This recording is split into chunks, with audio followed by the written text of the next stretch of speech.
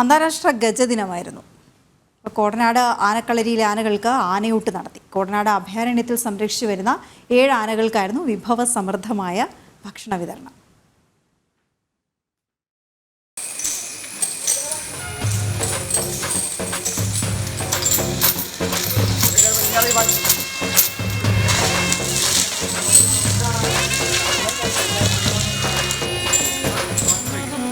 ആനകളുടെ സംരക്ഷണം ബോധ്യപ്പെടുത്തിയാണ് അന്താരാഷ്ട്ര ഗജദിനം കൊണ്ടാടപ്പെടുന്നത്.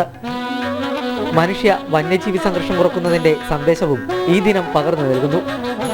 പൊതുജനങ്ങൾക്ക് ആനകളോട് അടുത്തിടപഴകാൻ അവസരമൊരുക്കിയായിരുന്നു കോടനാട് ആനക്കളരിയിൽ ഗജദിനം ആഘോഷിച്ചത്.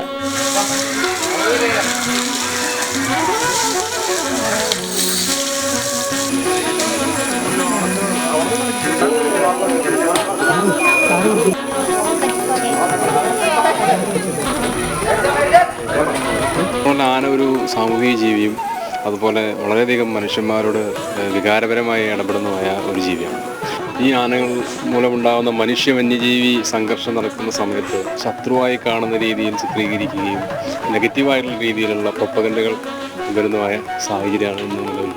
അപ്പോൾ അതിലൊക്കെ ജനങ്ങൾ കുറേയും കൂടി എന്താ പറയുക തന്മയി ഭാവത്തോടു കൂടി ആനയുടെ ഭാഗത്ത് നിന്ന് ചിന്തിക്കാനുള്ള ഒരു മനസ്സ് കൊണ്ടുവരിക എന്നാണ് നമ്മൾ ഇത്തരം ദിനാചരണങ്ങൾ കൊണ്ട് ഉദ്ദേശിക്കുന്നത്.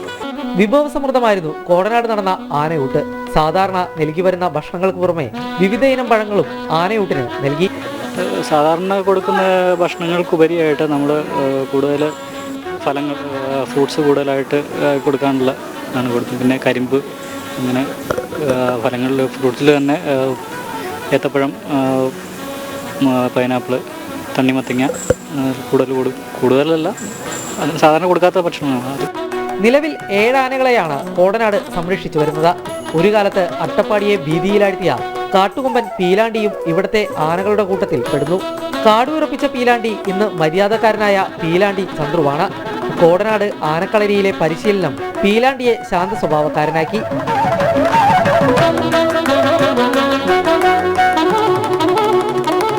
ക്യാമറമാൻ വിപിൻ ആൽവയ്ക്കൊപ്പം കിരൺകുമാർ, ജനം, കൊച്ചി.